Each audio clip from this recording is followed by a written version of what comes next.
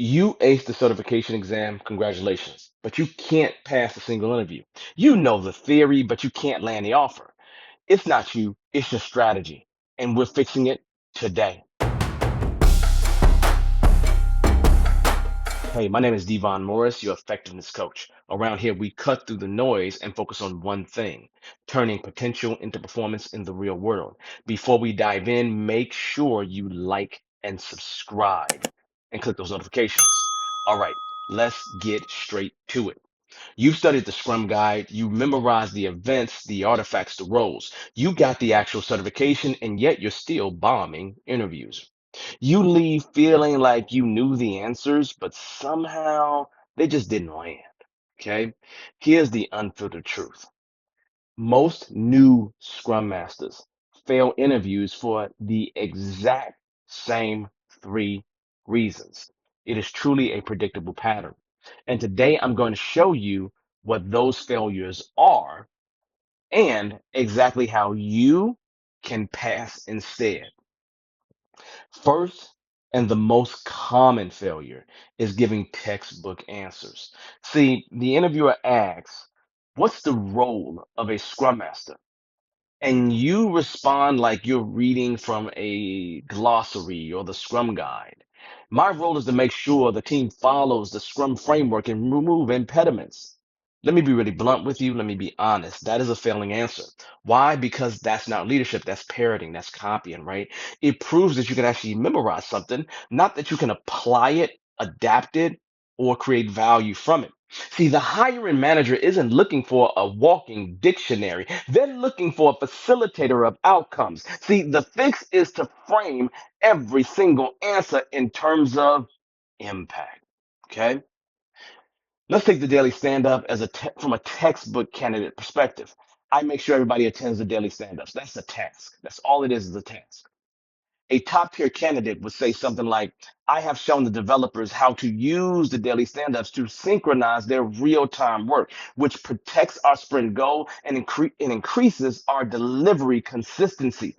See, that's outcome over definition, always.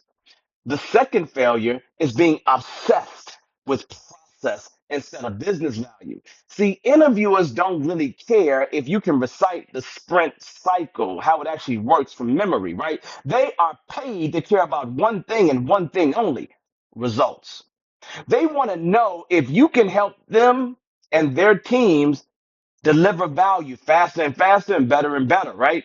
Too many candidates get stuck in the actual weeds. They talk about stuff that don't make any sense, like how to run the mechanics of Scrum. But that's not the point.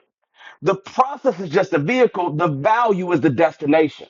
See, first, you gotta shift your language if you want to fix it from what you did to why it mattered. Here's the difference. The process talker says, I facilitated the sprint review meeting every single sprint.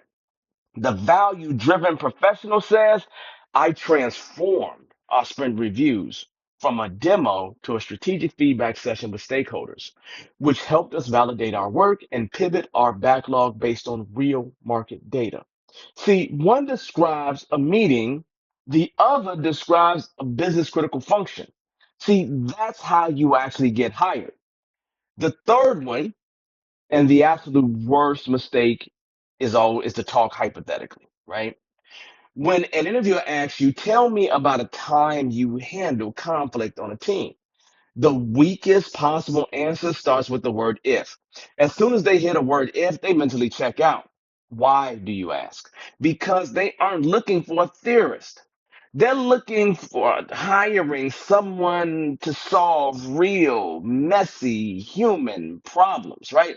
They want proof that you actually lived it, not that you thought about it, right? See, to fix this, tell a story using the actual STAR method. Here's an example. The situation. I joined a team where two senior developers had conflicting technical opinions, which was causing decision paralysis. The task. My goal was to create alignment so we could meet our sprint commitment. Action. I facilitated a dedicated workshop where each developer could present their case, and we used a fist of five to gauge consensus. and find common ground. The result, we reached a decision in under an hour, met our sprint goal, and that workshop became our standard model for resolving technical disagreements, reducing future conflict. See, what you have to understand is that your stories are your superpower. So prepare 5 to 7 of them before every single interview. So let's kind of put it all together here. See, passing Scrum interviews isn't about the perfect Scrum theorist. It's about proving you can be a practical, value-driven leader. So first, show outcomes, not just tasks. Second, connect everything to business value. And third, back it all up with real structured stories. That is the formula. It's really that simple. That's how you stand out in a sea of textbook candidates and get your offer. Okay. Look, if you've tried this and you've tried and tried and tried, and now you're tired of bombing in Scrum interviews, you're ready to have a proven strategy, I built something specifically for you.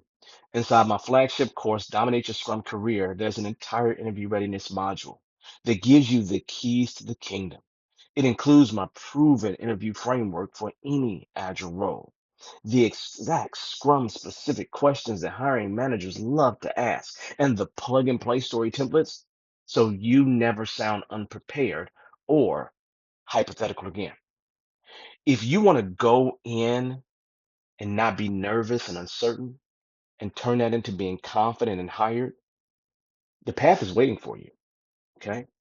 Just click the first link in the description below and start the journey. Start the module today if you like, or just wait until you're ready. What I want you to do for me though is stop memorizing the guide. Start articulating your value. That is really the unfiltered truth. Do me a favor, hit the subscribe button because what we just did for your interviews, we're doing for your team's effectiveness next. Now go dominate.